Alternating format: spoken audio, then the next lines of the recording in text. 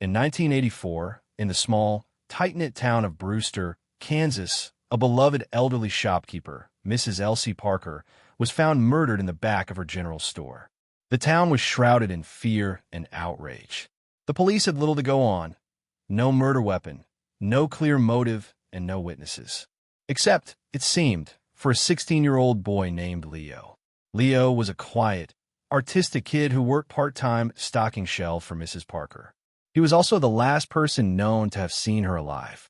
Under intense pressure from the police and the glaring eyes of the community, Leo's story began to crack. Exhausted after hours of interrogation, isolated and terrified, he confessed to a crime he repeatedly said he couldn't remember committing. The prosecution's case was thin, but Leo's confused confession and a single, blurry security photo showing a figure near the store that could be him were enough. The town needed closure. Leo was convicted of murder and sentenced to life in prison. For 22 years, Leo sat in his cell. He retreated inward, finding solace in drawing. His one unwavering visitor was his younger sister, Clara, who had become a journalist. Clara never believed he was capable of it. The Leo she knew was the boy who'd carried injured birds home, the boy who Mrs. Parker had given free art supplies to because she saw his talent. The moral turning point came because of Clara's obsession and a forgotten cardboard box. In 2006, Clara was investigating a series of unsolved burglaries in a county over. She filed a routine request for old evidence files from the neighboring sheriff's department.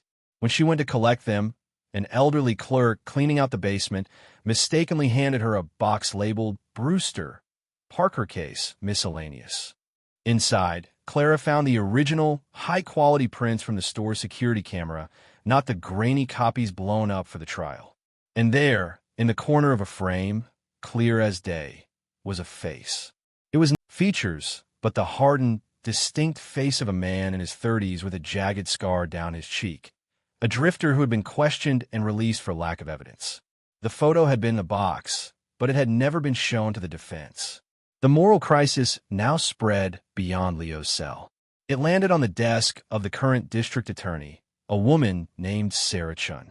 Sarah was a law and order prosecutor, proud of her conviction rate. Clara brought her the photo. Sarah's initial reaction was defensive. The case was closed. The jury had decided. To reopen, it would shake public confidence, admit a terrible failure, and potentially unleash a guilty man. Here, the story becomes deeply moral. Sarah had a choice: protect the system's perceived integrity or pursue justice, even if it meant dismantling a verdict she had nothing to do with. One night, looking at the clear, haunting face in the photo, and then at a recent drawing Leo had